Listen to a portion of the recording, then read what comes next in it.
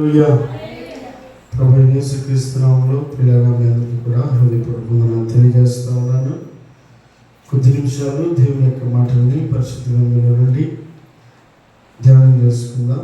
కీర్తన భాగము 107వ కీర్తన 7వ వచనం చదువుకుందాం. కీర్తనలు 107వ కీర్తన. వారొక నివాసపురము చేరినట్లు చక్కని త్రోవను ఆయన వారిని నడిపించెను. చూడండి, వారొక నివాసపురము చేరినట్లు. ఎవరు మీరు? ఈ ప్రజలు ఇశ్రాయేలీయులు. ఈ ఇశ్రాయేలీయుల ప్రజలు ఎక్కడున్నారు అంటే వారు నివాసపురము వారి జీవితాల్లో లేదు. అంటే వారు నివసించేటువంటి ప్రదేశము వారిది కాదు.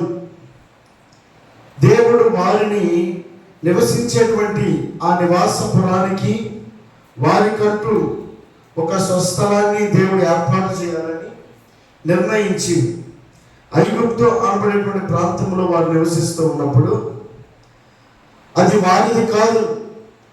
వారితో కాని దేశంలో ఇశ్రాయేలు ప్రజలు పనిచేస్తూ ఉన్నారు, ప్రయాసపడతా ఉన్నారు, కష్టపడతా ఉన్నారు, శ్రమటోస్తూ ఉన్నారు.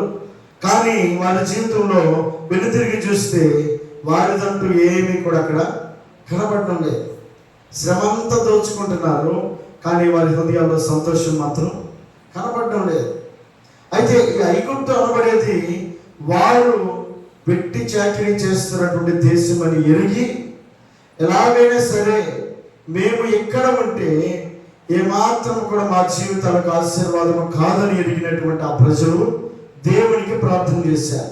ప్రార్థన చేసేటువంటి ఆ ప్రార్థన వినినటువంటి దేవుడు వారి కొరకే దిగి వచ్చి మోషే అనబడేటువంటి నాయకుడిని వారికి అనుగ్రహించి వారిని ప్రయాణంలో కొనసాగిస్తూ ఉన్నాడు. ఎక్కడి నుంచి? ఐగుప్తు నుంచి కానాను అనబడేటువంటి ప్రాంతానికి వారిని నడిపిస్తూ ఉన్నాడు.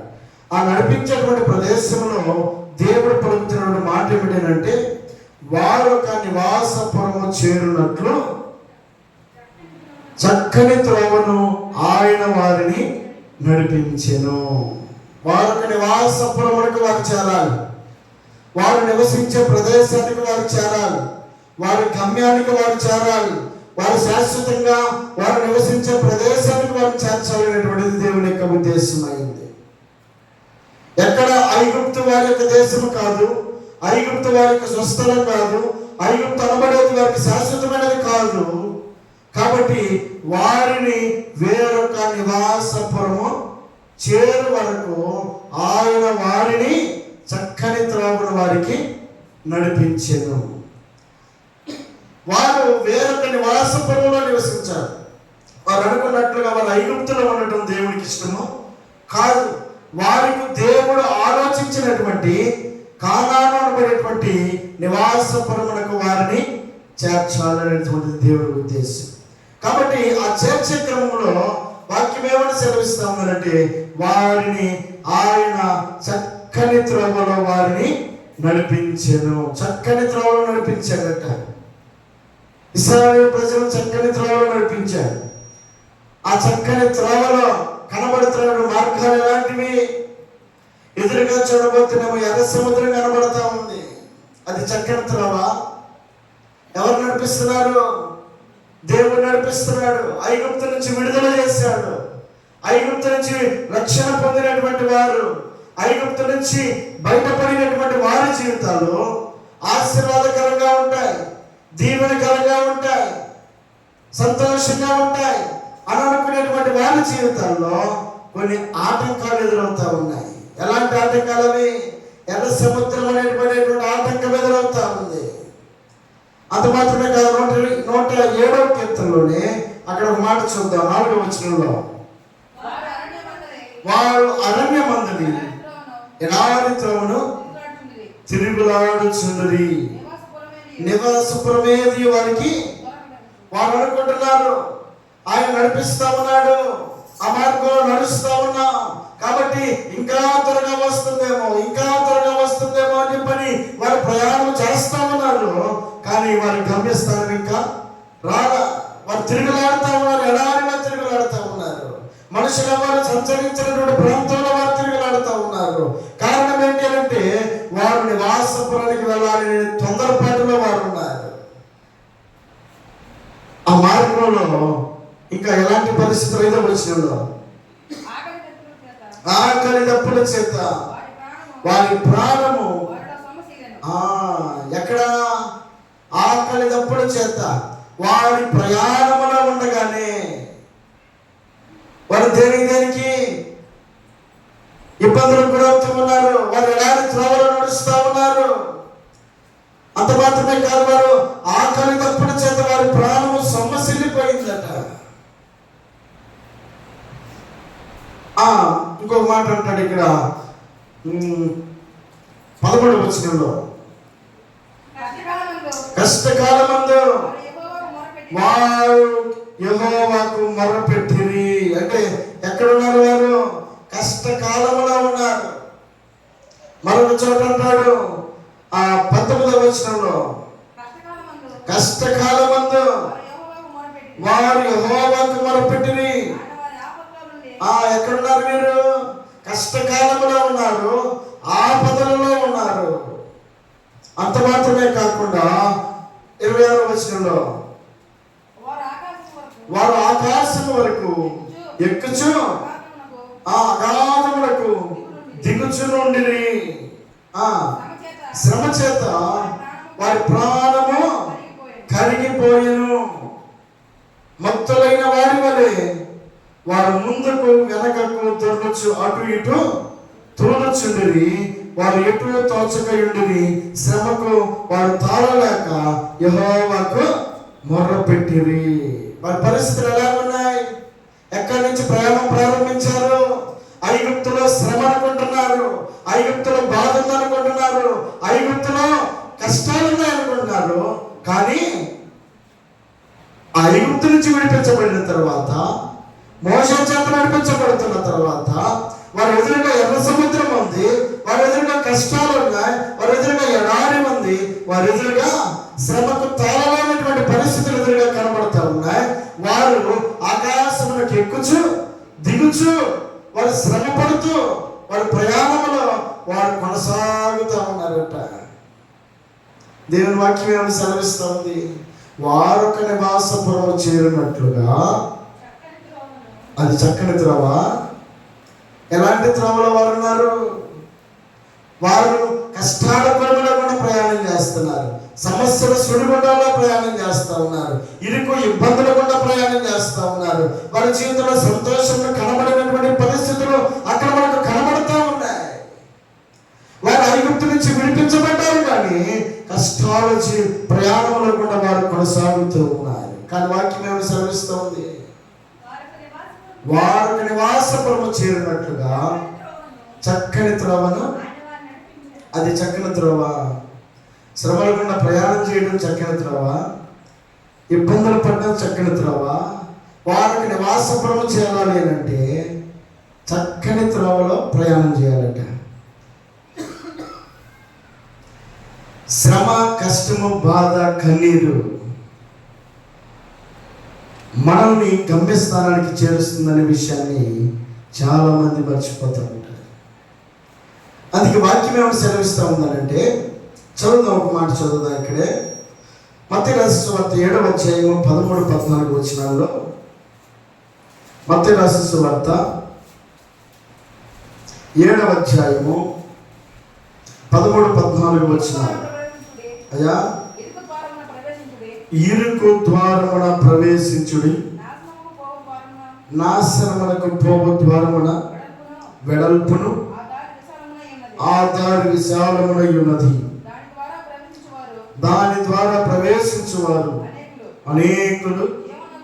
జీవమునకు పోవు ద్వారము ఇరుకును, ఆ దారి సంకుచితమునై ఉన్నది, దాని కనుగొని వారు కొందరే.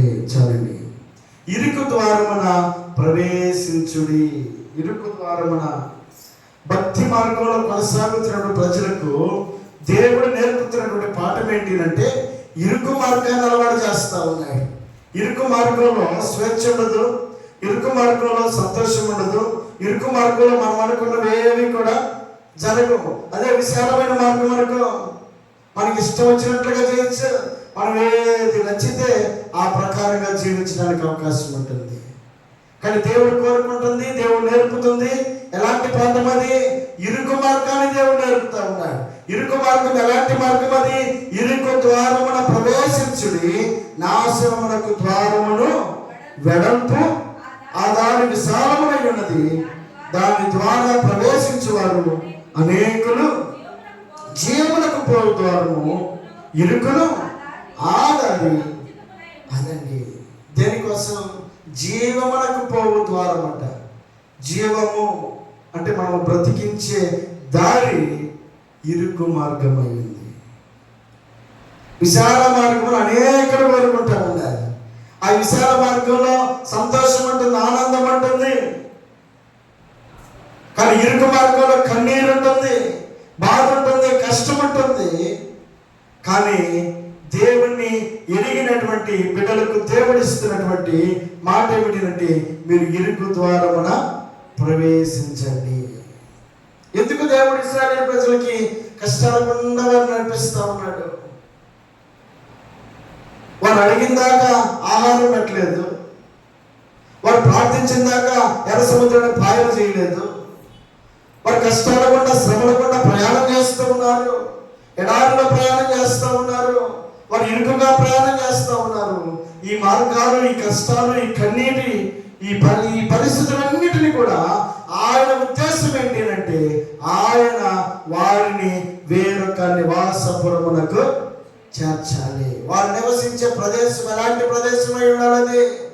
అది జీవము కలిగినటువంటి ప్రదేశం అయ్యింది. ఆ జీవము కలిగినటువంటి ప్రదేశమునకు పోవాలి అంటే ఇరుకు మార్గము ఎంచుకున్న వారే దానికి అర్హులై ఉన్నారు. దేవుని స్తోత్రం చెల్లిద్దాం. హల్లెలూయా. పరిశుద్ధ గ్రంథంలో లూకా రాసిన సువార్త ఒక మాట చదువుదాం. లూకా రాసిన సువార్త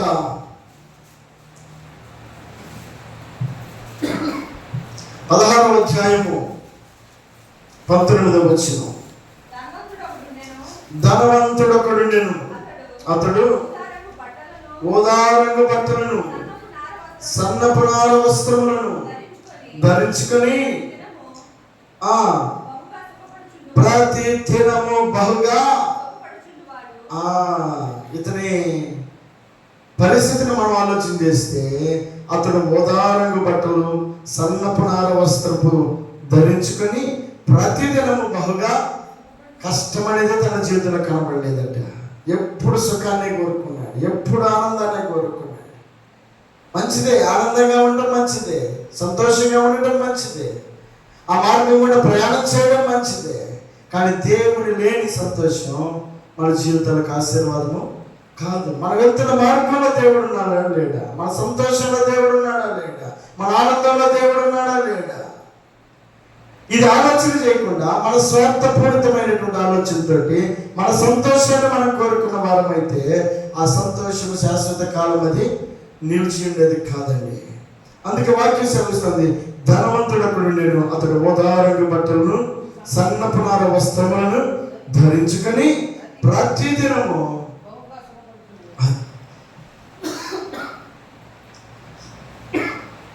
తన జీవితం ప్రారంభించినది మొదలుకొని అతడు బహుగా సుఖపడుచు ఉన్నటువంటి వ్యక్తిగా కనబడతాడు. ఒకనొక దినాన 22వ వచనంలో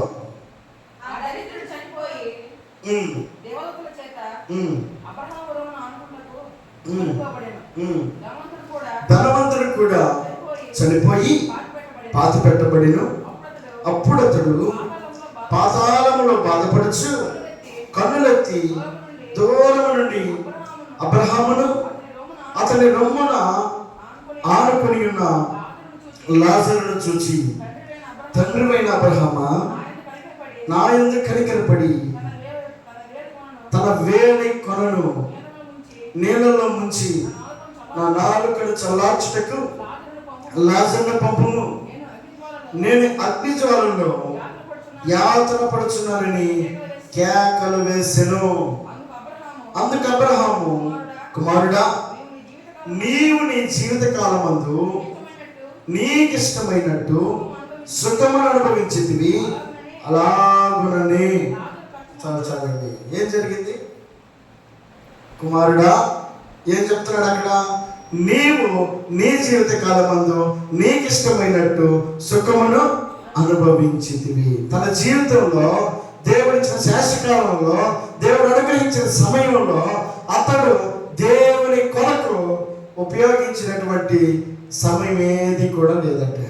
అతడు తన కొరకే ఉపయోగించుకున్నాడు. ఆ సమయం అంతటిని తన కోసమే, తనకిచ్చినటువంటి ఆధిక్యతనే కానీ, తనకిచ్చినటువంటి ధనాన్నే కానీ, తనకున్నటువంటి బలమనే కానీ ప్రతిదీ కూడా తన కొరకే ఉపయోగించుకున్నాడు. దేవుని కొరకు ప్రయాసపడినటువంటి అనుభవం ఎక్కడ కూడా కనబడలేదు. అతడు సుఖమును ప్రేమించిన వాడుగా ఉన్నాడు. అంత మాత్రమే కాదు, తన జీవిత కాలం అంతటిలో కూడా ఎక్కడ కూడా దేవునికి ఇష్టమైనట్లుగా బ్రతకలేదంట. వాక్యం ఏమని సెలవిస్తుంది? నీకు ఇష్టమైనట్టుగా నీ జీవిత కాలంలో నీవు బ్రతికి ఉన్నావు. విశాల మార్గం ఏం చేస్తుంది తెలుసా? మనకిష్టమైనట్టుగా నడిపిస్తుంది. ఇరుకు మార్గం ఏం చేస్తుంది? దేవునికి ఇష్టమైనట్టుగా నడిపిస్తుంది. దేవుని స్తోత్రం చెల్లిద్దాం. హల్లెలూయా. ఇరుకు మార్గమును అతడు ఎంచుకొనక విశాల మార్గమని అతడు ఎంచుకున్నాడు. ఒకానొక దినాన అతడు జీవమును పోగొట్టుకున్నాడు. ఎక్కడున్నాడు ఇప్పుడు? నిత్య నరకాగ్నిలో ఉన్నాడట. మరొక వ్యక్తి తనకిచ్చినటువంటి జీవితంలో, తనకిచ్చినటువంటి శేషకాలంలో 20 వచనం అంటాడు, అతడు 20 వచనం, లాజరును ఒక దరిద్రుడు నేను, వాడు కురుపులతో నిండిన వాడై ధనవంతుని ఇంటి వాకిట పడి ఉండి అతని బల్ల మీద నుండి పడు రొట్టె ముక్కలతో ఆకలి తీర్చుకొన గోరెను. అంతేకాక కుక్కలు వచ్చి వాడి కురుపులు నాకెను. ఆ దరిద్రుడు చనిపోయి దేవదూతల చేత అబ్రహాము రొమ్మున ఆనుకొనుటకు కొనిపోబడెను. చాలండి. ఏం జరిగింది? తన జీవితంలో కనబడినటువంటి విశాల మార్గం ఏమీ లేదు. తనకి ఇష్టమైనట్లుగా జీవించడానికి అవకాశం ఏమీ కూడా అతడు పొందుకోవాలి. తనకున్న జీవితంలోనే అతడు దేవునికి ఇష్టమైనట్లుగా బ్రతకడానికి నేర్చుకున్నాడు. తనకున్న దానిలోనే దేవునికి నచ్చినట్లుగా బ్రతకడానికి నేర్చుకున్నాడు. ఒకవేళ శారీరకంగా అతడు అనారోగ్యస్తుడైనప్పటికీ మానసికంగా అతడు దేవునికి ఇష్టడుగా బ్రతికినటువంటి వాడిగా కనబడతా ఉంది. పైకి కనబడుతున్నటువంటి రూపం అనేకులకు అసహ్యం పుట్టించినప్పటికీ అతడు హృదయంలో దేవునికి స్థానమునిచ్చిన వాడై ఉన్నాడు. కాబట్టి కష్టములో ఎలాంటి కష్టం అది? ధనవంతుని గురించి మనం చదివినప్పుడు అతడు సంతోషం అనుభవిస్తూ బ్రతికిన దినాలు కనబడుతూ ఉన్నాయి. అదే లాజరుని జ్ఞాపకం చేసుకున్నప్పుడు అతని జీవితంలో సంతోషం కనబడని దినాలు, దుఃఖంతో నిండిన దినాలు మాత్రమే కనబడుతూ ఉన్నాయి. అంటే తన జీవితంలో అతడు తనకిచ్చినటువంటి ఆ శేషకాలంలో దేవునికి ఇష్టమైనటువంటి వ్యక్తిగా బ్రతకడానికి అతడు ఎంతో ప్రయాసపడిన వాడిగా కనబడుతూ ఉన్నాడు. దేవుని స్తోత్రం చెల్లిద్దాం. హల్లెలూయా. కాబట్టి దేవుని యొక్క ఉద్దేశం ఏంటి అంటే వారొక నివాసపురమునకు చేరాలి. ఒకవేళ కనుక దేవుడు ఆయన ఇష్టమైనటువంటి నివాసపురానికి చేర్చే ఉద్దేశమే లేకపోయినట్లయితే వారు ఐగుప్తులోనే విడిచిపెట్టేసి ఉండేవాడు. దేవుని ఉద్దేశం ఏంటి తెలుసా? వారు ఐగుప్తులో ఉండటం దేవుని ఉద్దేశం కాదు, వారు కానానికి చేరాలి. అది దేవుని ఉద్దేశం. కానానికి చేరాలి అంటే కానానికి తగినటువంటి క్రియలు వారిలో కనబడాలి. కానానికి ప్రయాణం చేస్తూ ఐగుప్తు క్రియలను అనుసరిస్తూ ఉంటే దానివల్ల నిష్ప్రయోజనం.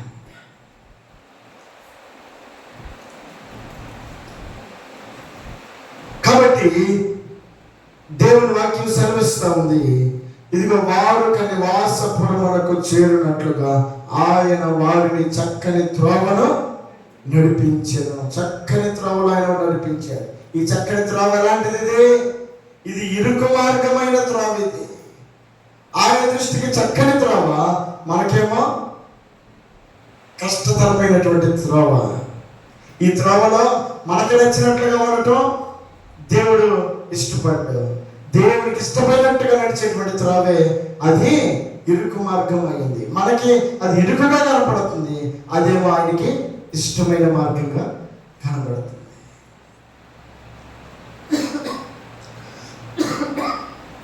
కాబట్టి ఇరుకు మార్గంలో మనకు దేవుని నివాసపురానికి చేరేటువంటి గమ్యం మనకు దేవుడు చూపించేవాడు ఉన్నాడు. దేవుని స్తోత్రం చెల్లిద్దాం.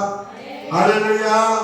అందుకే సామెతల గ్రంథంలో ఒక మాట రాయబడింది 14:12 వచనంలో. సామెతలు 14:12 ఒకని ఎదుట సరైనదిగా కనబడు మార్గము కలదు, అయితే తుదకది మరణమునకు త్రోవ తీయును. ఒకరి ఎదుట సరైనదిగా కనబడు మార్గము కలదు. ప్రతి ఒక్కరి ఎదుట అలాగే కరెక్ట్ అని చెప్పనుకునేటువంటి మార్గాలు అనేకంగా కనబడతాయి. నేను అనుకున్నదే కరెక్ట్ అనుకుంటాం, నా మార్గమే కరెక్ట్ అనుకుంటాం, నా మాటే కరెక్ట్ అనుకుంటాం, నా ఆలోచనే కరెక్ట్ అనుకుంటాం. కానీ వాక్యం ఏమైనా సెలవిస్తూ ఉంది, ఒకరి ఎదుట సరైనదిగా కనబడే మార్గము కలదు, తుదకది మనకు నచ్చిన ఆలోచన కాదు, దేవునికి నచ్చిన ఆలోచన ఏమిటో మనం ఎరిగి ఉండాలి. మన మాటలు కాదు, దేవునికి నచ్చిన మాటలు ఎలాంటివి గమనించి ఉండాలి. మన మార్గం కాదు, దేవునికి నచ్చిన మార్గం ఎలాంటిదో మనం గమనించేవారు అయి ఉండాలి.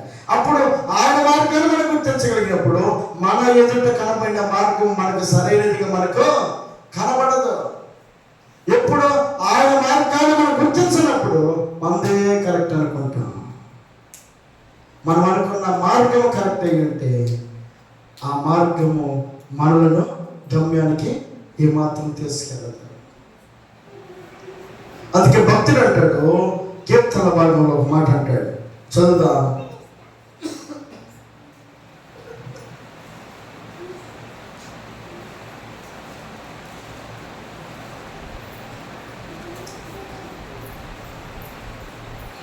నూట 28వ కీర్తన 1వ వచనం.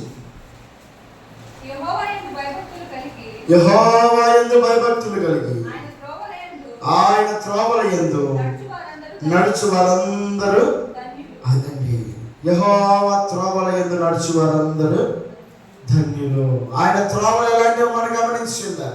మన ఎదుట సరైనదిగా కనబడేటువంటి త్రోవను మనం ఎంచుకుని ఆ మార్గంగా మనం నడవటం మనకు ఆశీర్వాదం కాదు. కానీ వాక్యం సెలవిస్తూ ఉంది, చదువుదాం.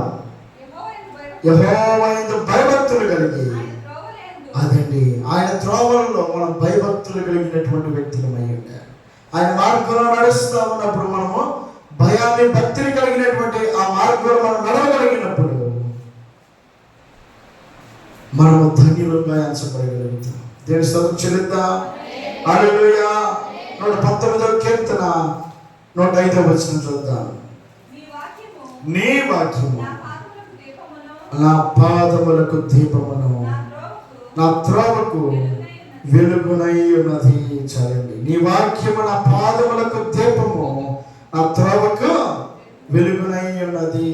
మన పాదాలకు దీపము దేవుని యొక్క వాక్యము. అదేం చేస్తుందో తెలుసా? మన త్రోవకు అది వెలుగుగా ఉంటుంది. దేవుని వాక్యము మనం ఎటు నడవాలో మనం నిర్దేశించేది దేవుని వాక్యం.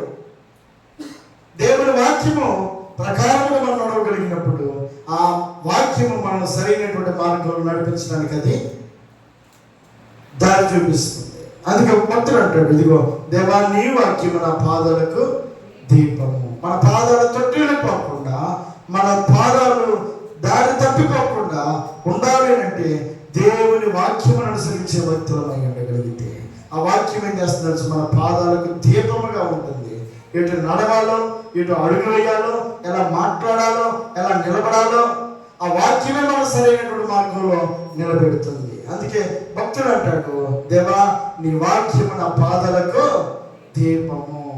యెహోవా యందు భయభక్తులు కలిగిండుట, ఆయన త్రోవలందు నడిచిండుట ధన్యుడు. ఆయన త్రోవలందు నడవాలి అంటే ఆ వాక్యమును మన పాదములకు దీపముగా పెట్టుకున్న వారమై ఉండాలి. ఈ రాత్రికాల సమయంలో దేవుడు జ్ఞాపకం చేస్తూ ఉన్నాడు. దేవుడు తన వాక్యము ద్వారా మాట్లాడుతూ ఉన్నాడు. వారు నివాసపురములకు చేరాలి. వారు ఐగుప్తులను వెళ్ళడం దేవుని ఉద్దేశం కాదు. వారు నివాసపురములకు వారు చేరాలి. వారు శాశ్వతమైనటువంటి స్థానానికి వారు చేరాలి. వారు శాశ్వత గమ్యానికి వారు చేరాలి. ఎక్కడుంది ఆ గమ్యం అంటే అది కానాను అనబడేటువంటి ప్రాంతంలో, ఆ కానాను ఆ ప్రాంతంలోకి నడిచేటువంటి క్రమంలో వారు అనేక రకాలైనటువంటి ఇరుకు మార్గం గుండా ప్రయాణం చేశారట. ఆ ఇరుకు మార్గంలో ప్రయాణం చేసిన వారు నమ్మకంగా కొనసాగిన వారు గమ్యానికి చేరగలిగారు. అదే ఆ ఇరుకు మార్గం నుండి, ఆ కట్టుబాట్ల నుండి, ఆ మార్గంలో నుండి, దేవుని యొక్క ఆలోచనల నుండి వెక్కసం పుట్టిన వారు, దేవుని వాక్యమును దేవుని మాటలను పెడచెవిన పెట్టిన వారు, సనగకొని గొనుక్కున్నటువంటి వారు అందరూ కూడా అరణ్యములో రాలిపోయారట. గమ్యానికి కొంతమందే చేరగలిగారు. ఎవరనంటే ఆ ఇరుకు మార్గం అనుసరించిన వారు మాత్రమే. దేవుని స్తోత్రం చెల్లిద్దాం. హల్లెలూయా. ఈ రాత్రికాల సమయంలో దేవుడు నీతో మాట్లాడుతున్నాడు. నిన్ను ఆయన నివాసపురములకు చేరు వరకు ఆయన నిన్ను చక్కటి త్రోవలో ఆయన నడిపించాలని ఇష్టపడతా ఉన్నాడు. ఆ చక్కటి త్రోవలో ఇరుకు, ఆ చక్కటి త్రోవలో సమస్యలు, ఆ చక్కటి త్రోవలో కష్టాలు ఉంటాయి, ఆ చక్కటి త్రోవలో ఇబ్బందులు ఉంటాయి. వాటన్నిటి కూడా ప్రయాణం చేస్తూ నిన్ను గమ్యానికి చేర్చాలని దేవుని ఉద్దేశమైంది. కాబట్టి ఆ యొక్క పరిస్థితుల గుండా నీవు నేను మనం ప్రయాణించగలిగినప్పుడు ఆయన కోరుకున్నటువంటి నివాసములకు మనలను చేర్చుకోవడానికి ఆయన ఇష్టడై ఉన్నాడు. దేవుడికి మహిమ కలుగును గాక. అలాగే అక్కడ వారి గురించి మనం చదివినప్పుడు అక్కడ ఒక మాట చూద్దాం. 30వ వచనంలో 107వ కీర్తన 30వ వచనంలో, అవి నిర్మలమైనవని వారు సంతోషించిరి, వారు కోరుకొనిన రేవునకు అదండి ఎక్కడ నడిపించాడు? వారు కోరుకొనిన రేవుకు. ఏదైతే దేవుడు చెప్పాడో, ఇదిగో వారిని ఆ పరిస్థితుల గుండా నడిపిస్తున్నటువంటి దేవుడు చెప్పినటువంటి మాట ప్రకారంగా వారు వేరొకరి వాసపురములకు చేరినట్లుగా ఆ చక్కటి త్రోవలో నడిచేటువంటి వారు కోరుకొనిన రేవులకు ఆయన నడిపించాడట. ఆ నడిపించేటువంటి వారిలో కొందరు మాత్రమే నడిపించగలిగారు, కొందరు విడవబడ్డారు. ఈ రాత్రికాల సమయంలో దేవుడు నీకు నాకు మనందరికీ కూడా ఆయన చక్కటి త్రోవను చూపిస్తా ఉన్నాడు. ఆయన మనకు చక్కటి గమ్యాన్ని చూపిస్తా ఉన్నాడు. ఆయన జీవము శాశ్వతంగా నిలిచినటువంటి ప్రదేశములకు నడిపించాలని ఆయన కోరుకుంటా ఉన్నాడు. ఇదిగో లాజరు కోరుకున్నాడు ఈ లోకంలో సంతోషమును, ఈ లోకంలో ఉన్న ఆనందమును, ఈ లోకంలో ఉన్నటువంటి ఐశ్వర్యమును అతడు కోరుకొని దాని ప్రకారం నడవడానికి తన ఇష్టత చూపించలేదు. కానీ కష్టములో కూడా తన భక్తిలో అతడు నడవడానికి ఇష్టపడ్డాడు. ఇదిగో లాజరు అబ్రహాము కుడి పార్శ్వమున కూర్చొని ఉన్నాడు. బాగా పెరిగాడు, బాగా తన యొక్క జీవితంలో కష్టం అనేదే తెలియకుండా సుఖంగా జీవించాడు. కానీ ఇప్పుడు ఎక్కడ ఉన్నాడు తెలుసా? అతడు ఆరుని అగ్నిలో కాలుతో, అబ్రహామా ఒక్కసారి అయ్యా నీ చిటికిన వేలుతోటి ఆ నీటి బొట్టును నా నాలుక మీద వేయని చెప్పినంటే అతడు వీలు లేని పరిస్థితుల్లో అక్కడ తన యొక్క ప్రాణాలను అక్కడే విడిచిపెట్టబడిన పరిస్థితిని మనం గమనిస్తాం. ఈ రాత్రికాల సమయంలో దేవుడిని జ్ఞాపకం చేస్తున్నాడు. నీవు కోరుకున్న రేవు అది ఇరుకు మార్గం అయి ఉండొచ్చేమో, కష్టాల మార్గం అయి ఉండొచ్చేమో, సమస్యల మార్గం అయి ఉండొచ్చేమో. వారు అంటున్నారు, మేము ఎక్కుచు దిగుచు, మా పరిస్థితులు ఎక్కుచు దిగుచు మేము కష్టకాలంలో ప్రయాణం చేసామని అంటున్నారు. అలాంటి మార్గాల గుండా ఒకవేళ ప్రయాణం మన జీవితంలో కనబడుతున్నప్పటికీ, మన భక్తి జీవితంలో మనం అడుగులు వేసేటప్పుడు ఎక్కడ మనం తొట్టిల్లిపోకుండా విశాలం వైపు మన ఆలోచన కాక ఇరుకు మార్గంలో మనం కనుక అడుగులు వేయగలిగితే, ఎలాంటి పరిస్థితులు మన కళ్ళ ముందు కనబడుతున్నా, ఇదిగో మనం కోరుకున్న రేవుకు నడిపించేటువంటి దేవునికి ఇష్టమై ఉన్నట్లుగా మన జీవితాలు మనం కొనసాగించగలిగితే దేవుడు మన గమ్యమునకు చేర్చేవాడే. ప్రతి ఒక్కరు కూడా కళ్ళు మూసుకుందాం. ఈ రాత్రికాల సమయంలో